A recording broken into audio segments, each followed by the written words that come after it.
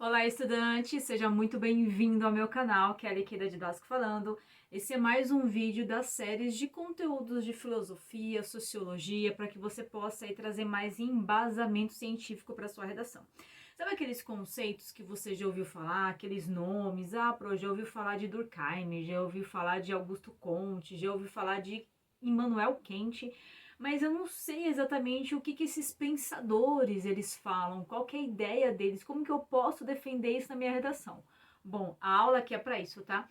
Já preparei papel e caneta na mão, vai dando pause no vídeo a cada ideia, a cada conceito que eu for tratando ali, porque eu tenho certeza que até o final dessa aula você vai estar preparadíssimo para elaborar o seu parágrafo da sua redação. Combinado? Ou então até fazer aquela prova da escola, né? A aula hoje é sobre Max Weber e o seu conceito de poder, de dominação, de política. Preparadíssimos? Vem para a aula.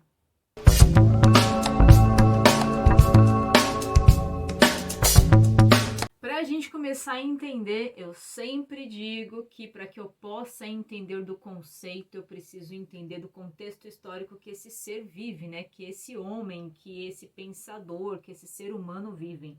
Ou seja, para eu entender dessa criatura, que é o conceito que ele criou, eu preciso entender um pouquinho do criador, né? Vamos entender aqui. Pessoal, ele nasceu em 1864, faleceu em 1920.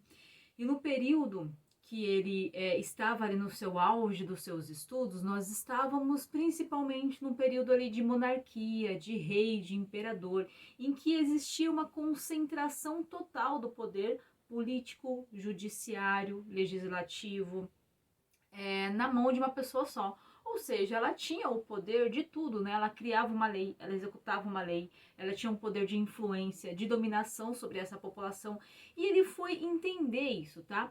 Tome nota aí também que nesse período, pessoal, a gente estava na formação dos estados modernos. O que são esses estados modernos, tá? São estados em que você tem aí uma centralização, uma limitação de um espaço-território. Você vai ter nesses estados modernos, muitas vezes aqui, a limitação e a solidificação mais específica de algumas nações, de alguns países. Então, quando você limitou, colocou uma estaca ali, falou aqui é o meu território, aqui é o país XYZ, você vai precisar primeiro delimitar essa terra e defender ela de forma militar, né, com o seu exército, com a sua aeronáutica, com a sua marinha, e você vai precisar criar algumas legislações e vai precisar organizar esse poder. Então, estamos aqui no período dos estados modernos, ok? Que é como se fosse essa organização aí mais sistematizada desse espaço territorial e desse poder que organiza e faz a gestão desse espaço social. Tudo bem até aqui? Tome nota aí, pessoal, que ele foi entender como que se organizava. Ele foi entender e falou assim, olha, esse estado aqui está se organizando de forma racional. Sim, por que de forma racional? Porque agora você cria leis racionais ou impessoais ou imparciais. E o intuito dessas leis é serem algumas regulamentações, é que você coloque ordem nesse espaço territorial e nessa nação. Quando você coloca ordem e espaço territorial nessa nação, e vá dando pause porque aqui está um dos dois conceitos chaves, tá? Dessa ideia de dominação, poder, política de Max Weber. Ele fala que esse Estado moderno é como se fosse uma comunidade humana que ela tem por intuito defender esse território que é delimitado ali, né? Que ele tem uma fronteira e que você tem como o Estado agora, essa ideia desse governo, ele reivindica o seu poder através de uma força. Olha só isso. Ele reivindica o seu poder através de uma força. E que força é essa, professora? Vai ser uma força legal, através da legislação, e vai ser uma força física, através do seu exército, da sua marinha, da sua aeronáutica. Bom, entendeu aqui qual que é o conceito que ele dá para esses estados modernos, tá? E vamos agora entender qual que é o conceito, outra ideia-chave, a segunda ideia-chave mais importante dessa aula aqui. Tome nota, tá?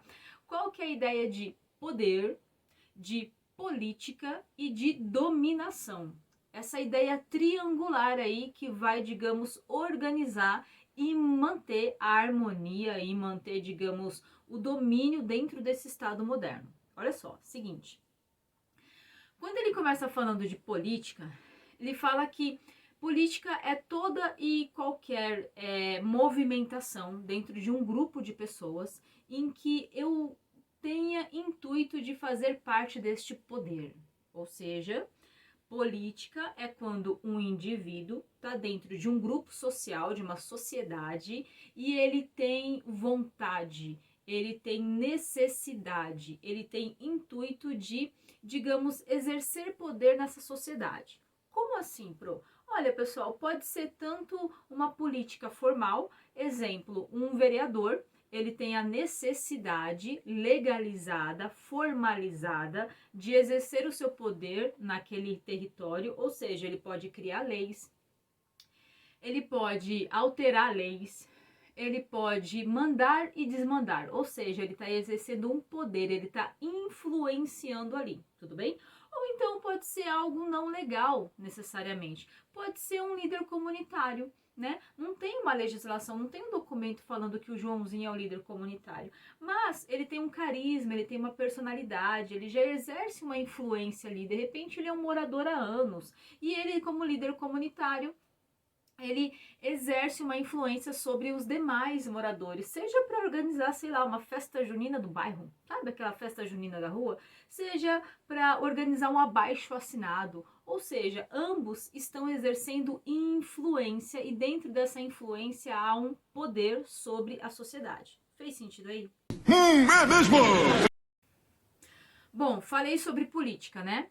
Que é quando você exerce um poder. Agora, o que é poder? Se a gente fosse estudar à luz de Max Weber, no conceito de Max Weber, o que é exatamente poder? Poder, segundo ele, é quando você impõe a sua vontade ou você convence, seja de forma de uma dominação através de uma lei, ou seja, através da persuasão, do convencimento, tá? Mas é quando você impõe a sua vontade para os demais e que essa sua vontade é que a sua opinião seja válida, o seu ponto de vista seja válido, o seu ponto de vista seja o fator determinante ou um dos fatores determinantes dentro daquela movimentação ali. Como assim, Pro? Traduz isso daí. Seguinte. Segundo ele, poder é quando, sabe, dentro do seu grupo, vou dar dois exemplos aqui bem diferentes, um mais formalizado, mais estruturado e outro do cotidiano. Sabe quando você está entre os seus colegas, aí entre os seus amigos, entre as suas amigas, decidindo se vocês vão assistir um filme ou se vai dar uma volta no parque, decidindo se vai andar de bicicleta ou se vai dar uma volta no shopping, decidindo se vai no cinema ou se vai ficar de bobeira ali conversando ou então jogando ali alguma coisa. E quando alguém do grupo consegue convencer os demais, consegue impor a sua vontade de forma persuasiva, ele não está ali batendo em ninguém, prendendo ninguém, mas ele está convencendo as pessoas e a vontade dele é que está exercendo influência. A vontade dele é que está sendo ali colocada em pauta, em voga, em primeira linha. Ou seja, vocês vão no cinema porque a Mariazinha convenceu todo mundo que o filme é legal. Às vezes não. Que tá afim mesmo de dar uma volta, comer uma pipoca, enfim, que vamos aproveitar e dar uma volta no shopping. Ela convenceu a todos e todos vão fazer a vontade dela. Entendeu aqui? Agora, se eu for para um ambiente mais formalizado, tá? Uma reunião de uma empresa que tem lá o CEO, tem o diretor. Então, esse CEO, esse diretor, esse presidente da empresa, o proprietário, o dono, aquelas pessoas que estão ali no alto comando, no alto escalão, eles vão influenciar os demais, eles vão convencer os demais, seja porque pela lei, vão ter que obedecer eles de qualquer forma. Eles vão ter que convencer os demais de fazer um certo investimento, de colocar um novo produto em pauta, de aumentar o preço, de diminuir o custo. Você entendeu? Ambos estão ali exercendo poder, ou seja, fazendo com que a vontade deles seja colocada em primeira linha. O movimento do grupo vai obedecer à vontade deles, mas de forma persuasiva. Fez sentido aqui para você? Então, segundo Max Weber, isso é poder, ok? Agora, esse poder, segundo ele, pode ser legítimo quando o indivíduo, quando nós, indivíduos, entendemos que esse poder aí ele é válido, ele é verdadeiro, e pode ser ilegítimo quando a gente entende, quando o indivíduo entende que esse poder ele não é verdadeiro. Ilegítimo, segundo ele, é quando utiliza força física. Entendeu aqui? Sabe quando você não queria tomar banho? e sua mãe fazia ali uma artimanha, um convencimento bem tranquilo, digamos assim, olha, se você não for tomar banho agora, eu vou furar essa bola, eu vou bater em você, acabou o jogo, eu vou desligar isso daí. Isso é um poder ilegítimo, segundo ele, tá? Ela tá usando da força física aqui, ok?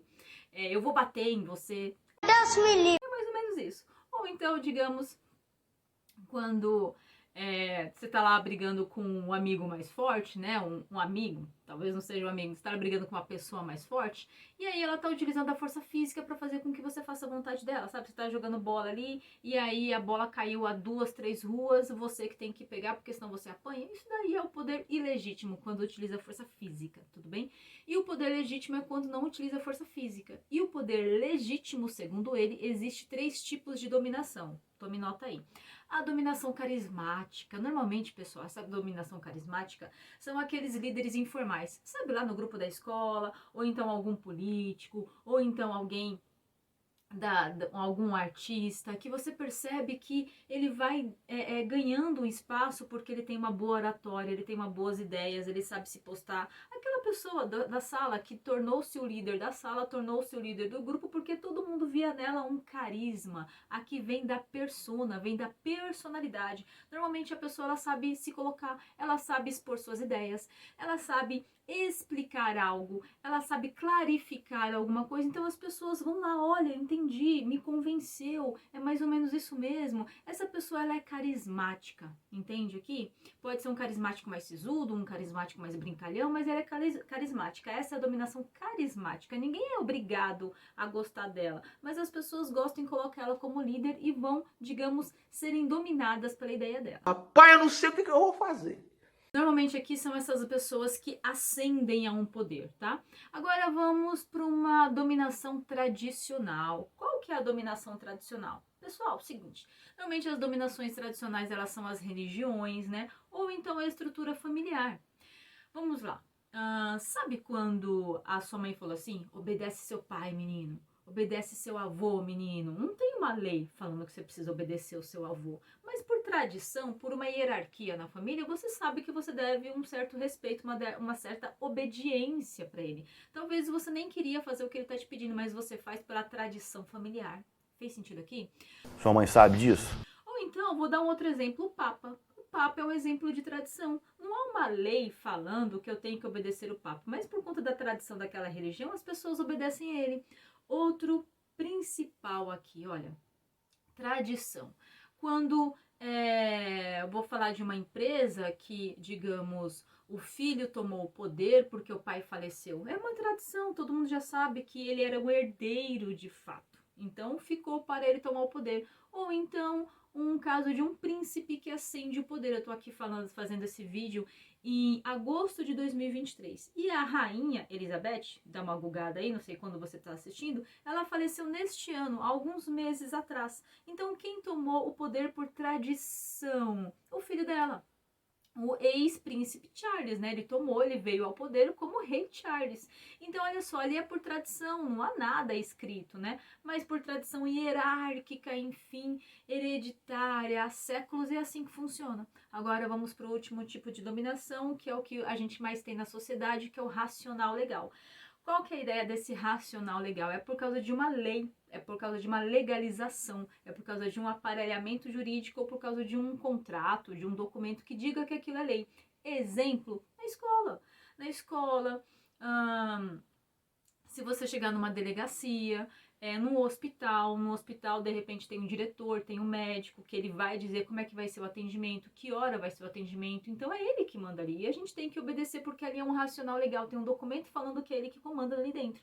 Dentro de uma delegacia, você tem que obedecer, de repente, as hierarquias lá dentro, né, ao delegado, ao soldado, ao sargento. Tava embasado. E até, olha agora, eu vou dar um exemplo de que pode ser que um certo tipo de líder que está exercendo um poder, ele tem mais de um tipo de dominação. Veja só, eu vou dar o exemplo da mãe, do pai. Por lei, o garoto, a garota, o filho até 18 anos, ele é obrigado a obedecer ao pai e à mãe. Se ele for viajar, ele pode viajar se ele tem 15 anos, ele pode ir para outro estado? Não. O pai e a mãe têm que autorizar. Então, esse é um poder racional legal, mas também é um poder tradicional, que por tradição tem que se obedecer o pai e a mãe. Fez aqui sentido? Ou então eu vou dar aqui mais um exemplo. Pro, será que pode ser carismático? Pode ser carismático. Ou você nunca viu aquele garoto, aquela garota, ou de repente você mesmo não obedecia mais um dos dois porque você gostava do carisma, você gostava da personalidade, do modo com que aquela pessoa liderava você, sabe?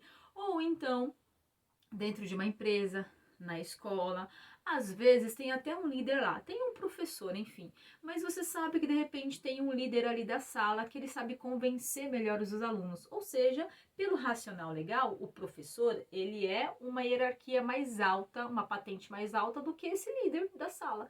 Mas, de repente, teve ali um conflito, alguma coisa, e o líder da sala, ele conseguiu convencer as pessoas, ou seja, ele foi um líder carismático. Ele não precisou de um documento, de algo que dissesse que ele tinha uma hierarquia maior que o professor. Todo mundo ali, a maioria dos alunos, obedeceu a ele, ele exerceu uma certa dominação, ele exerceu uma certa influência nesses demais alunos, porque todo mundo gostava dessa dominação carismática que ele exercia.